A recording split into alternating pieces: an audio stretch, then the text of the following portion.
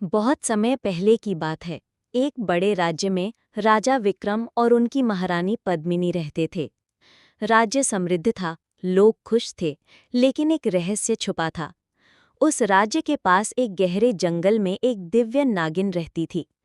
कहा जाता था कि उस नागिन के माथे पर एक मणि है और जो भी उस मणि को पाले वो अपार धन और शक्ति का मालिक बन सकता है।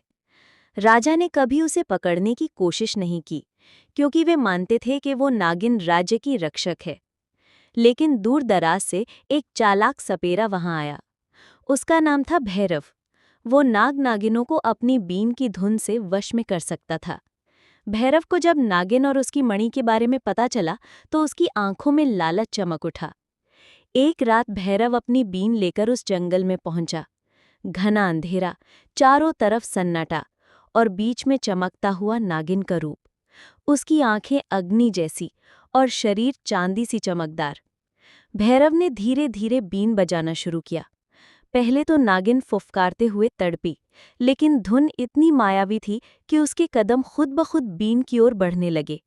धीरे धीरे नागिन सम्मोहित हो गई और भैरव के वश में आ गई।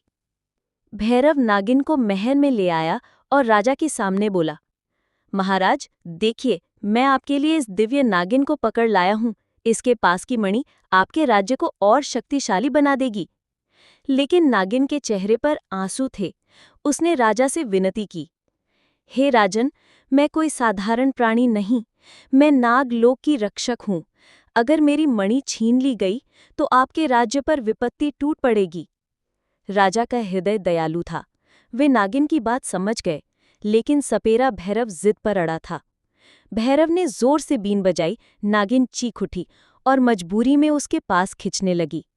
महारानी पद्मिनी ने ये देखा तो आगे बढ़कर नागिन को अपनी गोद में ले लिया। उन्होंने कहा, राजा, शक्ति लालच से नहीं, दया से मिलती है।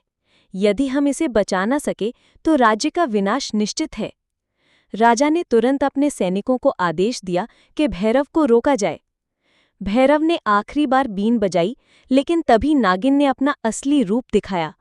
वो विशालकाय सर्पिणी बन गई। उसकी आंखों से अग्नि निकलने लगी। हे दुष्ट सपेरे, तूने मुझे अपमानित किया। अब तेरे लिए कोई मुक्ति नहीं। एक ही पल में नागिन ने अपनी फूफकार से भैरव को जलाकर राख कर दिया। राजा और महारानी ने विनम्र होकर नागिन से क्षमा मांगी। नागिन ने आशीर्वाद दिया, आपके राज्य पर कभी कोई संकट न आए।